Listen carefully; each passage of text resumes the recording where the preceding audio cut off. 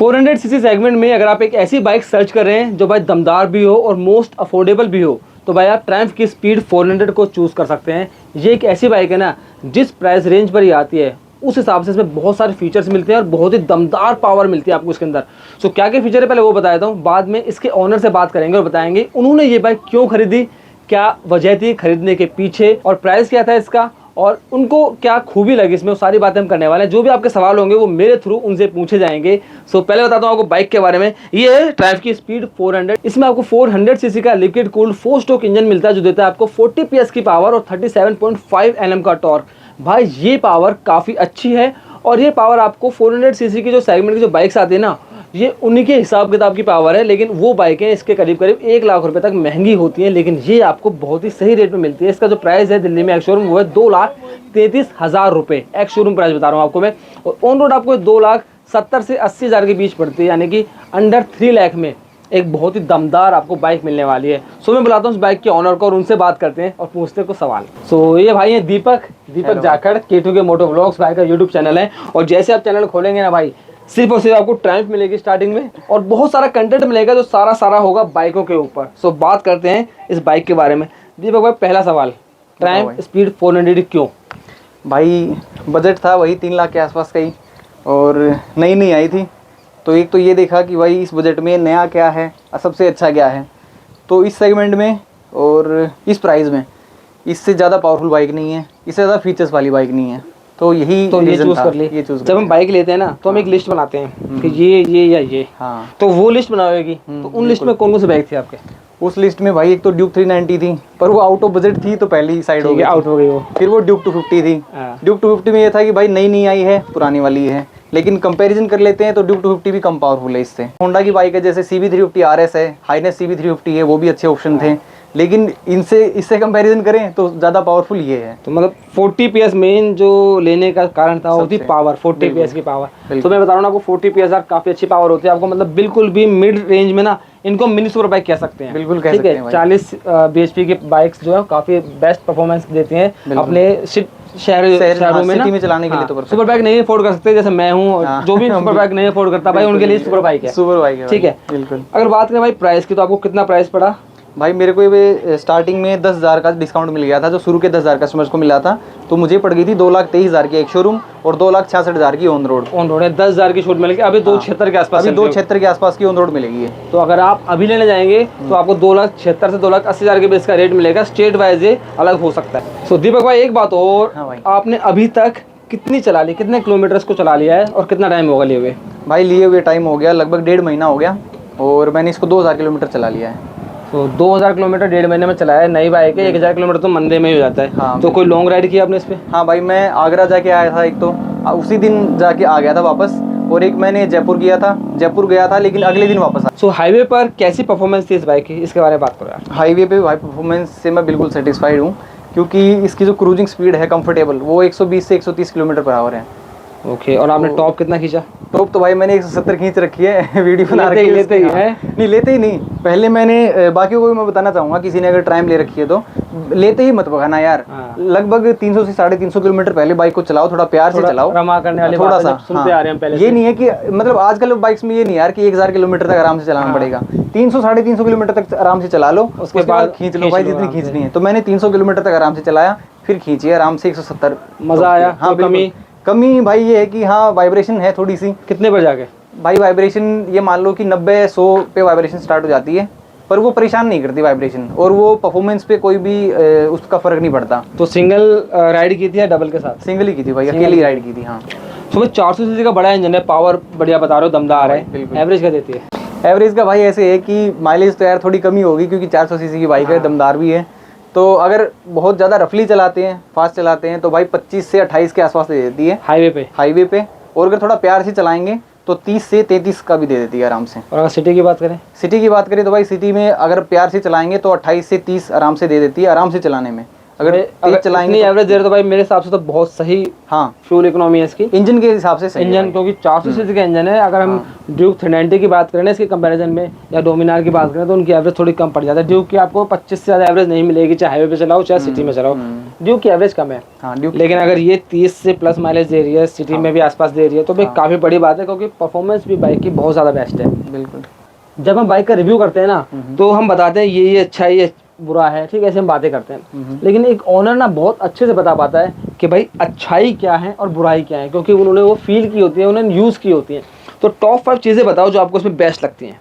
Top 5 चीज़ें बताऊँ भाई टॉप 5 में भाई सबसे पहले तो अपसाइड डाउन फोक्स, ठीक है, गोल्डन कलर के हैं ये भाई मेन देखते हैं बाइक, चमकते हैं भाई दूर से ही, ठीक है। हाँ, कुछ आ रहा है। जब खुद चला रहा हूँ तब तो नहीं पता चलता, लेकिन कोई और जब चलाता है ना और सामने से बाइक आती है तो दिखता है कि हाँ भाई यार गोल्डन कलर के मैं भी ना अब ट्रायम्फ को इसके शॉकर से पहचान रहा हूँ, सामने से जब आती है ना तो दिखते हैं ऐसे शॉकर आ रहे हैं मोटे मोटे, तो मालूम पड़ जाता है कि ट्रायम्फ आ रही है। ठीक है, एक हो गया, एक ये हो गया। दूसरा भाई all LED lights, LED indicator मिल जाएंगे प्यारे से। और ये हेडलैम्प का जो डिजाइन है ना, वो इनकी जो स्पीड हायर सीसी वाली बड़ी बाइक है बिल्कुल उससे सिमिलर है एकदम। तो इसका डिजाइन बढ़िया है, ट्रायम्फ की बैजिंग भी है, तो देखने में फ्रंट लुक्स, इन दोनों चीजों की वजह से फ्रंट लुक्स बहुत बढ़िया हो जाते हैं इसके, ठीक है। और तीसरा भाई इसका इंजन, ठीक है। इंजन ये ऐसा है कि जैसे ड्यूक है हमारे पास, ड्यूक झटके मारने लग जाती है अगर सिटी में चलाते हैं तो। लेकिन भाई ये झटके नहीं मारती। छठे गियर में आप चाहे 45-50 की स्पीड पे चला लो, कंफर्टेबली चलेगी, प्यार से चलेगी, बिल्कुल भी झटके नहीं मारती है। यानी कि इंजन काफी रिफाइंड है इंजन, और स्मूथ है, बहुत स्मूथ है, ठीक है। ठीक है, 3 हो गए। और फोर्थ है भाई इसकी build quality, top notch build quality मिलती है। अटेंशन टू डिटेल बोलते हैं ना जिस चीज को, वो एक एक चीज में दिखती है। ये तो मैं भी नोटिस कर रहा था भाई, प्लास्टिक बहुत कम है, मतलब हर जगह लोहा मजबूत चीज दी है। और किसी चीज की बात करें ना वो बहुत अच्छे हैं। एग्जॉस्ट देखोगे ना आप तो यार मतलब अलग ही क्वालिटी का एग्जॉस्ट है, पूरा दिखता हुआ ना, और मतलब भरमल चीज है, जैसे कहते हैं ना कि हाँ, बोल्ट भी आप देखोगे ना, बोल्ट हाँ बहुत अच्छी क्वालिटी की, बोल्ट की क्वालिटी भी काफी अच्छी है। चाहे वहाँ स्टार बोल्ट दिए ना, इनकी क्वालिटी, जो ब्रैकेट है हेडलाइट के लिए, भी काफी अच्छा है। और भाई अगला ये है कि इसके अंदर इंजन इमोबिलाइजेशन, जैसे गाड़ियों के अंदर होता है ना कि दूसरी कोई डुप्लीकेट की भी लगाएगा तो स्टार्ट नहीं होगा। अच्छा, जो ये की है हाँ इसमें सेंसर है यानी कि हाँ, तो इसके अंदर इंजन इमोबिलाइजेशन वाली चीज़ है, कोई भी डुप्लीकेट चाबी लाएगा और इसमें लगाएगा तो चालू नहीं होगी है। तो मोटा मोटा कहने का अर्थ ये है कि अगर मैं इस चाबी को बनवा के लाता हूँ मार्केट से और फिर मैं इसमें लगाता हूँ तो भी ये नहीं तो नहीं होगी। अगर ये चाबी बाई चांस मिस हो जाती है तो मुझे कंपनी से ही लेनी पड़ेगी, कंपनी से दोबारा सेंसर बनेगा इसका। तो भाई ये इस पॉइंट ऑफ व्यू से कि चोरी ना हो बहुत बढ़िया है, लेकिन अपने लोकेलिटी में ये थोड़ा दिक्कत दे सकती है। क्योंकि अगर चाबी ना मिली तो हम बनवा नहीं सकते। जैसे KTM की होगी, अगर किसी बाइक की होगी ना, फटाफट जाते हैं भाई, 100 रुपये लगते हैं, फटाफट घिसवा लाते हैं और चल जाते हैं। तो ये नहीं चलेगी। तो चाबी तो भाई मत खो देना भाई, खर्चा ज्यादा हो जाएगा। चाबी का ही है। चलो दीपक भाई, ये तो होगी इसकी टॉप 5 बातें जो बेस्ट आपको लगी। कमियां भी कुछ नहीं होती हर चीज में, कुछ चीज कमियां भी है भाई। कमियां क्या लगती है आपको इसमें? कमियां भाई एक तो मुझे लगता है कि थोड़ा थोड़ा है, मतलब छोटी छोटी चीजें, जैसे कि ये फ्रंट फेंडर है तो इसकी क्वालिटी थोड़ी सी और ज्यादा अच्छी हो सकती थी। फ्रंट से तो ये ठीक है, लेकिन पीछे से बहुत हल्का लगता है। अच्छा, ठीक है, यहाँ से थोड़ा सा हल्का लगता है ये। दूसरा ये कि कॉस्ट कटिंग ये कर रखी है कि इसके अंदर रियर टायर हगर जो होना चाहिए था ना, हाँ रियर टायर हगर नहीं है। तो अभी तो बारिश का सीजन आया नहीं है, मतलब ये बाद में ली बाइक मैंने, बारिश के सीजन में अगर ली होती तो भाई पीछे वाला बंदा परेशान हो जाता। नहीं, लेकिन वैसे भी लोग हटा देते हैं, वो आता तो है KTM में, पर लोग हटा ही देते हैं। हाँ ये तो है, बट बारिश के टाइम में लगा भी बारिश के टाइम में है भाई। वैसे तो ये काफी चौड़ा है, मुझे लगता नहीं कि परेशानी कुछ होगी। हाँ जो अपना क्या बोलते हैं इसको, फेंडर। हाँ रियर फेंडर है, काफी चौड़ा है कि इतनी दिक्कत देगा नहीं, पर फिर भी होता तो ठीक रहता। हाँ होता तो यार हो सकता था थोड़ा और अच्छा, और अच्छी लगती बाइक। 2 बातें होंगी। तीसरी भाई ये जो ग्रैब रेल है ना, मतलब आगे से बाइक बढ़िया दिखती है, यहाँ तक आते आते बढ़िया लगती है, लेकिन यहाँ खत्म जब होती है ना तब थोड़ा सा लगता है कि यार ये थोड़ा सा और अच्छी टाइप का अगर लगा दिया होता, 2 होते, थोड़े पीछे से लुक और अच्छे हो जाते ना, तो फिर ये होता है कि हाँ। एक मुझे भी कमी लगती है, पता नहीं दीपक भाई को लगेगी नहीं लगेगी, जो ये इसके बोल्ट ऑन चेसिस दिखते हैं ना बैक साइड वाली, तो ये अगर थोड़ी कवर होती, एक्सपोज है। हाँ ये बहुत ज्यादा एक्सपोज है, मतलब लगता है कि खाली सा है। तो ये जो चीज है ना, अगर ये यहाँ से थोड़ा कवर करके आती ना तो इसकी लुक कहीं ना कहीं और ज्यादा स्पोर्टी हो जाती है। मतलब थोड़ी सी फेयरिंग होनी चाहिए, फेयरिंग हल्की सी होनी चाहिए बैक साइड में। बिल्कुल। तो मुझे लगता है कि काफी बेस्ट लगती है, क्योंकि हम यहाँ से देखते हैं ना, कई बार सीट लगता है नंगी नंगी सी है, यहाँ कुछ ना क्लियर दिख रहा है सब कुछ ना, ये चेसिस सब क्लियर दिख रहा है। बिल्कुल। तो एक ये मुझे लगता है कि ये भी कमी। और अगला ये है कि भाई जो इसका ये एनालॉग प्लस डिजिटल कंसोल है ना, तो इसमें जो स्पीडोमीटर है वो एनालॉग टाइप का दे रखा है, और जो आरपीएम मीटर है वो थोड़ा काफी ज्यादा छोटा है यार। वो आरपीएम मीटर अगर यहाँ पे होता एनालॉग टाइप का, और स्पीडोमीटर अगर डिजिटल होता ना, तो वो चीज बहुत अच्छी होती। ये चीज आपको बहुत कम लोग बताएंगे, लेकिन ये बहुत बड़ी चलाने वाला बता पाएगा, चलाने वाला बता पाएगा। मैंने भी चलाया ना इसको, तो मुझे लगा कि ये चीज घूम रही ना, ये आरपीएम होना चाहिए था। और जहाँ पर गियर इंडिकेटर है ना, वो लगता है कि वो स्पीड होनी चाहिए थी, स्पीड होनी चाहिए थी। थोड़ी सी बड़ी करते ना तो गियर इंडिकेटर की जरूरत नहीं है, कोने में छोटा सा हो जाता है वो, लेकिन वो स्पीड होती है। और आरपीएम दिखता ही नहीं है कि आरपीएम नहीं दिखता यार, आरपीएम का पता ही नहीं चलता अच्छे से, क्योंकि थोड़ा सा दूर हो जाता है ना बंदा, तो यार ऐसा लगता है आरपीएम दिख ही नहीं रहा कि कितने आरपीएम पे है। एकदम नजर गाड़ के देखना पड़ेगा भाई कितने आरपीएम पे चल रही है। क्योंकि भाई जो थोड़ी सी भी अच्छी हायर सीसी की बाइक होती है उनमें आरपीएम बहुत मेन होता है, क्योंकि मजा आता है रेव करने में। जब जाती है ना लाइन ऊपर से, वो सुई उठती है ना ऐसे एनालॉग टाइप की, तब मजा आता है। ये थोड़ा सा पूछते, तो ये अगर हो जाए बेस्ट तो और अच्छा होगा। 4 बातें होंगी। अगर हम एक बात और पूछे जो बेस्ट नहीं लगी आपको। और भाई वैसे कमियां होती नहीं है, क्योंकि भाई निकालनी बहुत चूज करने के बाद सोच परख के लेता है, और वो भी अगर एक यूट्यूबर है तो भाई ने मतलब ठोक बजा के बाइक लिया है, पर फिर भी अगर कमियां निकाल रहे हैं ना तो प्रॉपर यूट्यूबर है। जब कमियां निकाल रहे हैं मेरे ओनरशिप रिव्यू में भाई मैंने कमियां निकाली ना, तो लोगों के यही कमेंट थे कि भाई वो कमियां नहीं जबरदस्ती है, तुम जबरदस्ती निकाल रहे हो कमियां बस। नहीं, मुझे एक तो ये लगती है जो जायज है, 1 मीटर में भाई मीटर इतना खास नहीं है, और अच्छा मीटर हो सकता था। पीछे वाले लुक का भी है थोड़ा सा कि थोड़े से और अच्छे पीछे से लुक हो जाते ना, तो बाइक और अच्छी दिखती। हाँ, अगली कमी मैं बाइक में नहीं बताऊंगा, कंपनी की तरफ से बताऊंगा। अगली कमी ये है भाई, जब भी हम कोई नई बाइक लेने जाते हैं, मान लो हम गाड़ी लेने जाते हैं, तो भाई बंदा जैसे ही कोई नई चीज लेगा तो उसकी एक्सेसरीज मिलेंगी ना उसको साथ में। भाई कंपनी ने बाइक प्रोवाइड कर रखी है, 2 महीने से ज्यादा हो गया, एक्सेसरी अब तक नहीं है शोरूम पे, मार्केट में है नहीं, और हैं भी ना जो आएंगी वो बहुत महंगी आएंगी, बहुत महंगी आएंगी। क्योंकि मैंने ट्रायम्फ के जो पार्ट्स सुने हैं ना, 8-8 हजार के 10 हजार के इंडिकेटर्स आते हैं लेडी खाली, ठीक है। मतलब नकल गार्ड भी लोगे ना तो मतलब कंपनी तो लगवा नहीं पाओगे भाई, गारंटी बता रहा हूँ मैं। इतने महंगे नकल गार्ड आएंगे ना कि आपको आफ्टर मार्केट लेने पड़ेंगे। ये तो है। तो कुछ ऐसा है ट्रायम्फ का सीन। तो एक्सेसरीज के लिए आपको थोड़ा सा देखना पड़ेगा भाई, एक्सेसरीज नहीं मिलेंगी। सो भाई हाईवे की बात हमने कर ली, ठीक है, सिटी की बात कर ली, ऑफ रोडिंग करके देखी भाई। ऑफ रोडिंग करी थी लेकिन एक्सपीरियंस अच्छा नहीं रहा था, आपके साथ ही की थी मैंने। हम साथ थे भाई। मेरी ड्यूक भी नहीं चढ़ पा रही थी, बाइक की टाइम भी नहीं चढ़ पा रही थी। हमने वीडियो बनाई है, आप बाइक के चैनल पे वीडियो है, वो आप देखना एक बार। तो आपको क्या लगा कि क्या चीज़ होनी चाहिए थी जो बेस्ट हो सकती थी ऑफ रोडिंग के लिए? भाई देखो, सिंपल सी चीज़ है, बाइक के अंदर जो टायर है ना वो हाईवे पे चलने के लिए हैं। बिल्कुल। अगर इसके अंदर टायर ब्लॉक पैटर्न वाले हो जाते हैं ना, जैसे रोनियन के अंदर आते हैं डुअल पर्पस वाले ब्लॉक पैटर्न टाइप के जो होते हैं, ब्लॉक पैटर्न वाले टायर अगर होते हैं तो भाई बिल्कुल ऑफ रोडिंग की थोड़ी बहुत हल्की फुल्की कर लेती, लेकिन अब ये हल्की फुल्की ऑफ रोडिंग नहीं कर सकती। चलो तो भाई ये बाइक लेगी तो ऑफ रोडिंग बिल्कुल भी ट्राई मत करना, मेरा एक्सपीरियंस खराब रहा है। सॉफ्ट कंपाउंड टायर है। और मैंने दीपक भाई एक बात सुनी टायर के बारे में, क्योंकि जिस कैटेगरी के टायर हैं अपोलो अल्फा 1, ये टायर इस कैटेगरी में सबसे ज्यादा भारी टायर है। तो कुछ आपको ऐसा लगा कि टायर की परफॉर्मेंस हाईवे पे, सिटी में या कॉर्निंग में थोड़ी सी ऊपर नीचे है? नहीं भाई, परफॉर्मेंस तो मेरे को हाईवे पे चलाते हुए तो सही लगा है यार, हाईवे पे चलाते हुए सही लगा है, लेकिन जब बाइक थोड़ा सा ऑफ रोडिंग वाली सिचुएशन होती है ना, थोड़ी बहुत भी, वहाँ पे ऐसा लगता है कि हाँ थोड़ी पकड़ मजबूत नहीं है टायर की। तो वो बेसिकली ये हाईवे के लिए बनी है, क्रूजिंग बाइक है, तो इसलिए ऑफ रोडिंग की तो बाइक ही नहीं है, तो ये बातें तो बेकार हो जाएंगी करनी, ठीक है। अगर फिर भी आप करना चाहते हो इस बाइक पे ऑफ रोडिंग ना, तो आपको ब्लॉक पैटर्न टायर इसके अंदर लगवाने पड़ेंगे, तो उसके बाद ये ठीक है।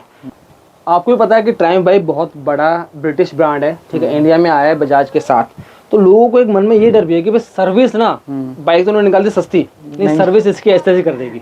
तो क्या वाकई में सर्विस की कॉस्टिंग क्या पड़ी आपने? भाई ये डर मुझे भी लग रहा था पहले, पता है, जब मैं सर्विस करवाने गया तो उस टाइम मन में एक डाउट था कि सर्विस यार इसकी कम से कम 4-5 हज़ार 6 हज़ार के आसपास हो सकता है, 4 से 6 हज़ार। KTM ड्यूक की भी इतनी पड़ती है 35-4 हज़ार ना फर्स्ट सर्विस। तो जब मैं करवाने गया और फिर जब मैंने देखा ना, तो भाई सिर्फ 2,000 रुपये में सर्विस हो गई इसकी सर्विस। हाँ 2,000 रुपये में। तो भाई 2,000 का तो खाली इंजन ऑयल होगा। भाई इसके इंजन ऑयल था 1600-1700 रुपये का, और 100 रुपये के आसपास की जो अपनी चेन लुब्रिकेशन चेन क्लीन थी, और ये जो ऑयल फिल्टर की सीलिंग थी वो 100 रुपये की चेन क्लीनिंग, चेन लूब। भाई 250 रुपये तो KTM वाले लेते हैं, और जो अपने होंडा वाले हैं वो और भी ज़्यादा लेते हैं। जो हाईनेस CB350 है ना, होंडा बिगिनिंग वाले, वो तो बहुत ज़्यादा लेते हैं भाई। भाई ये तो मोस्ट अफोर्डेबल होगी, बिल्कुल। बाइक के साथ साथ सर्विस भी मोस्ट अफोर्डेबल। ओन करना, मेंटेन करना बिल्कुल इजी है, ऐसा नहीं है कि आप ओन नहीं, मतलब मेंटेन आपकी जेब पे भारी पड़ेगा, बिल्कुल भारी नहीं पड़ेगा। ट्रायम्फ सिर्फ ब्रांड में वजन है, सर्विस में वजन नहीं आएगा। सर्विस में वजन नहीं आएगा, सर्विस पे जेब पे भारी नहीं पड़ेगी ज़्यादा। चलो लास्ट बात करते हैं, ओवरऑल एक्सपीरियंस कैसा रहा आपका, कि क्या 400 सीसी में अगर कोई अंडर 3 लाख कोई बाइक सर्च कर रहा है तो क्या सजेशन होगा आपका एज ए यूट्यूबर और ओनर? भाई एज ए यूट्यूबर तो पहले मैं ये बताऊंगा कि जैसे डोमिनार है अपनी, अच्छा प्रोडक्ट है, बजाज का ही था, लेकिन बहुत सारी कमियां हैं उसके अंदर, जैसे कि सिटी में यूज़ नहीं कर सकते उसको, ठीक है। लेकिन वेट ज़्यादा है उसका, वेट बहुत ज़्यादा है। इसका वेट 176 किलो है, 176। तो भाई इसका वेट सही है, ऐसा नहीं है कि बहुत ज़्यादा हो। तो जैसे ही घर से बाहर निकालोगे ना, सिटी में अगर 15, 20, 30 किलोमीटर घूमना है, 40 किलोमीटर भी घूमना है तो आराम से घूम सकते हो। सिटी में घूमने में कोई परेशानी नहीं होगी। डोमिनार यार बहुत ज़्यादा भारी है, बहुत भारी है डोमिनार। उसको मतलब उसके कम बिकने का कारण ये भी है कहीं ना कहीं ना, बिल्कुल है कि करीब 200 किलो का वजन है। और हाईवे पे उससे अच्छी बाइक नहीं है भाई। हाईवे के लिए बहुत अच्छी है वो। सामान बांध लो, टूरिंग पे चले जाओ, लंबा चले जाओ, कोई दिक्कत नहीं होने वाली आपको। डोमिनार के ऊपर पावर भरपूर मिल जाती है आपको, सब कुछ लगभग सेम इंजन है। हाँ बिल्कुल, है ना, power same generate, power almost same है। तो आपके हिसाब से? हाँ मेरे हिसाब से भाई बिल्कुल एक ऐसी बाइक लेनी है जो हल्की हो, अफोर्डेबल हो, आपकी जेब पे ज़्यादा भारी ना पड़े मेंटेन करने के लिए, वैल्यू फॉर मनी हो और प्रीमियम प्रोडक्ट हो उसके अंदर, तो बिल्कुल इस बाइक के साथ जा सकते। सो भाई ये बात तो बिल्कुल जायज़ है दीपक भाई की कि 400 सीसी में ये मोस्ट अफोर्डेबल बाइक है। बिल्कुल। तो अगर आप प्लान कर रहे हैं तो आप इसको एक बार ज़रूर जाएँ शोरूम में, चेकआउट करें, चला कर देखें। डेफिनेटली आपको ये बाइक काफ़ी पसंद आने वाली है इस सेगमेंट के हिसाब से, और आपको इस प्राइस रेट में कुछ नहीं मिलने वाला। और इस प्राइस रेंज में बाकी कंपेयर करें ना, तो जैसे अपनी ड्यूक 250 आई है, इससे थोड़ी सी महंगी है। हाँ। ये 233 है शोरूम, वो 239 है। और अपनी RTR 310 आई है, वो भी इससे थोड़ी सी महंगी है, 2,43,000 है। और पावर इतनी नहीं है जितनी इसके अंदर है, उसमें वाइब्रेशन ज़्यादा है, इसके अंदर वाइब्रेशन बहुत कम है। तो वो तो मैं कह रहा हूँ मतलब 400 सीसी में ना भाई आपको बहुत कुछ मिल रहा है। आप इससे कम सीसी की बाइक भी इससे महंगी पड़ रही है, ठीक है, ऑन रोड पे शोरूम भी, लेकिन आपको ये भाई बहुत सही रेट में पड़ रही है। सही रेट में पड़ रही है। और एक चीज़, बाइक जब लॉन्च हुई थी तब हमने क्या सोचा था, क्या प्राइस होगा इसका? मुझे भी लगा कि करीब 3.5-4 लाख रुपए रेट होगा। ड्यूक से महंगी होगी, हमने सोचा ड्यूक से महंगी होगी, लेकिन भाई बहुत तगड़ा प्राइस में। जो इन्होंने बताया था, स्पेसिफिकेशन बताई थी, जो हमने देखी थी चीज़ ना, वो लगा था बहुत कुछ प्रीमियम दे दिया इन्होंने। ये तो 3-3.5 लाख से ऊपर ले जाएंगे। हैरान हो गए थे जब उन्होंने बताया कि ये बस 2,23,000। डांस कर रहे थे शुरू में कि भाई किस प्राइस में निकाल दी। तो आई होप आपको आज हमारा ओनरशिप रिव्यू अच्छा लगा होगा। दीपक से मिलकर काफ़ी अच्छा लगा। Thank you Deepak. ओके भाई। सो आपको ऐसी वीडियो चाहिए तो आप चैनल को सब्सक्राइब कर लेना, वीडियो को लाइक कर देना। हम मिलते हैं आपसे नेक्स्ट में, तब तक के लिए बाय।